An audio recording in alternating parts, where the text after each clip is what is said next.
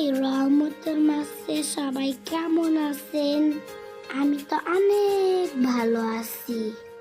কয়েকটা দিন ধরে এতই গরম পড়েছিল, আজকেও কিন্তু দুপুর পর্যন্ত অনেক গরম ছিল। দুপুর পর থেকে গরমটা একটু কমেছে, হালকা হালকা গুড়ি গুড়ি বৃষ্টিও হয়েছে। সঙ্গে ছিল অনেক বাতাস, সাথে ধুলা আর বালি। যখন স্কুল থেকে বাসায় আসি, এত গরম, এত রোদ, শুধু ওয়েট করি কখন বাসায় যাব। বাসায় আসার পর শান্তি। বাসায় এসে ফ্রেশ হয়ে এক গ্লাস জুস খাই, তখন আত্মাটা শান্তি পায়।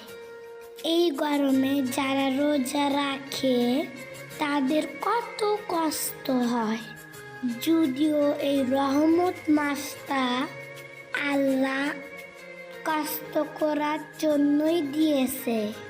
আমি তো প্রতিদিন রাতে তাড়াতাড়ি ঘুমিয়ে যাই বাবা আসার আগে। সকালবেলা ঘুম থেকে উঠে দেখি বাবা আমার জন্য কিছু না কিছু নিয়ে এসেছে, এবং যেদিন না নিয়ে আসে সেদিন আমার খুব খারাপ লাগে। বাবারা আসলে এইরকমই হয়। সবগুলো আনার ছিলে নেওয়া হলো। এখন আনারের জুস খাবো। আনারের কালারটা কি সুন্দর, আল্লাহর কি অপরূপ সৃষ্টি যে এক এক ফলের কালার এক এক রকম। দুপুরে গোসল করে এখন আরবি পড়তে যাব, সেই সময় একটু হরলিক্স খেতে ইচ্ছা করলো। এটা বাবা কালকে নিয়ে এসেছে।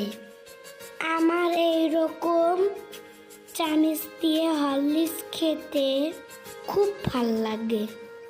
আজকে আমার বাবা বাসায় ছিল, এখন আমি বাবার সাথে আরবি পড়তে যাব।